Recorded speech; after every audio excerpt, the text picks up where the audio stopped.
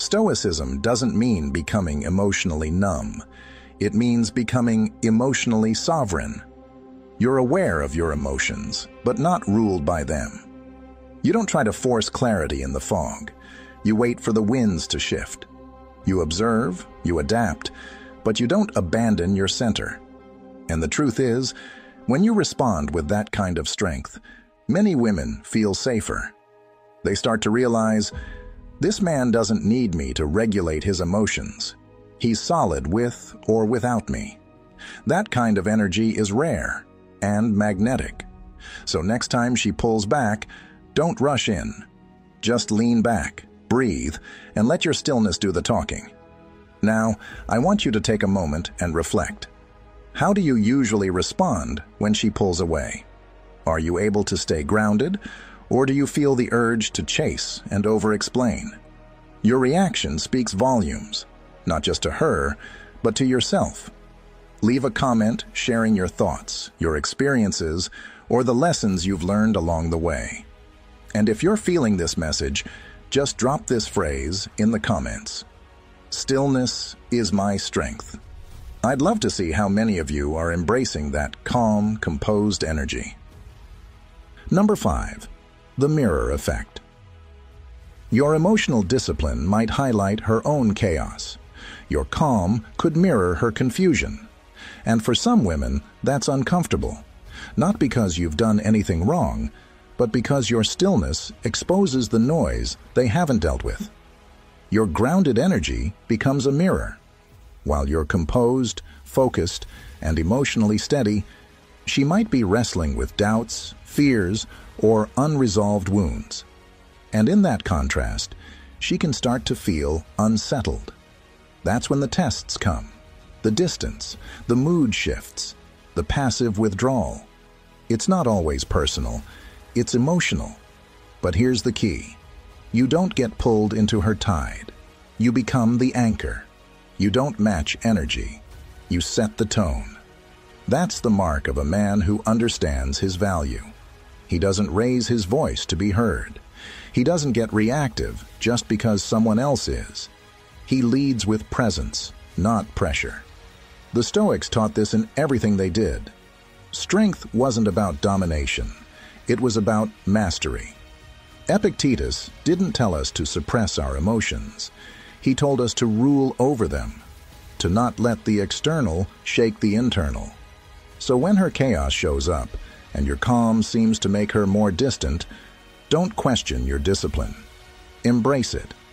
Because your ability to stay unmoved, not out of ego, but out of strength, is what separates you from the crowd. She might not understand it at first. She might even resist it. But in time, she'll recognize that your energy isn't fragile, that your calm is not a mask, it's a foundation.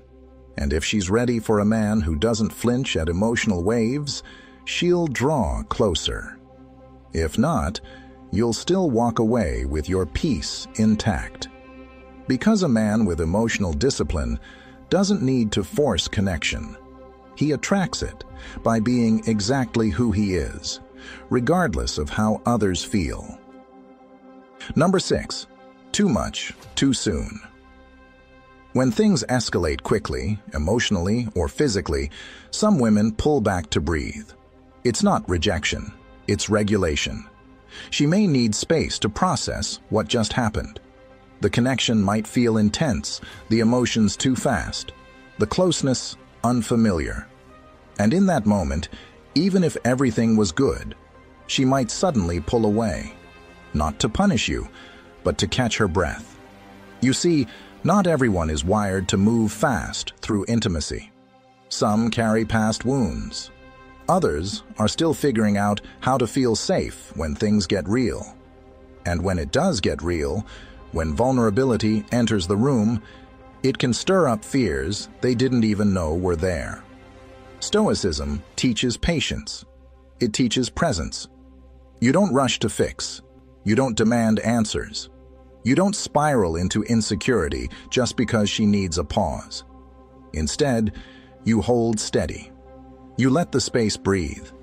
You let her feel her feelings without trying to control the outcome. Build slow. Build right. You're not here for a quick emotional high. That kind of intensity fades just as fast as it rises. You're here for something more meaningful, a connection with roots. One that's earned, not rushed. One where trust grows steadily, not under pressure, but with presence. Marcus Aurelius reminded us, time is a sort of river of passing events. You don't fight the current. You learn to move with it. And in relationships, that means allowing things to unfold without force, giving space without fear, holding your ground without needing constant reassurance. If she's meant to walk with you, she will come back, not because you chased, but because your stillness gave her the safety to return. And that's how you build something lasting. Not through intensity, but through consistency, patience, and quiet strength. Before we move on, take a moment to really sit with this idea. Not every pause is a problem, and not every retreat means rejection. Sometimes space is simply space, a moment for her to breathe, to reflect, to feel safe again. The way you respond to that space speaks volumes about the kind of man you are becoming. So ask yourself, can you stay centered when things slow down? Can you be patient without panicking? This is the real test. And if you've experienced a moment like this in your own journey, where things felt intense and then suddenly quiet, share your thoughts in the comments. How did you respond? What did you learn? Let's keep this conversation honest and grounded. Your reflection might be exactly what someone else needs to hear right now. Number 7. Fear of losing control. Love is powerful, and power can feel like a threat. When a woman starts to feel emotionally swept away, when she realizes you've touched something deep inside her that she can't easily explain or contain, fear can creep in. It's not always fear of you, but fear of the feelings themselves. Fear of losing control. So what does she do? She steps away, not to hurt you, but to regain her balance. It's in that moment that many men make the mistake of trying to pull her back in. They text more, call more, question everything. They try to manage her emotional reaction. But here's the truth that Stoicism offers us. You don't need to control her reaction. You only need to master your own. That's the Stoic superpower. Inner control over external chaos. When everything outside feels shaky, the Stoic man remains still. Not passive, not indifferent, but centered. He knows that the only domain truly under his power is his own mind, his own behavior, his own energy. So instead of reacting with fear, he responds with clarity. Love will test you. It will stir your emotions. It will present moments when someone you care about suddenly pulls away, and you're left with silence, uncertainty, or space that feels too big. But instead of filling that space with desperation, the Stoic man fills it with presence. He lets her go without collapsing. He doesn't force closeness. He stays grounded because he understands that anything built on control or fear will never last. And in that stillness, something beautiful happens.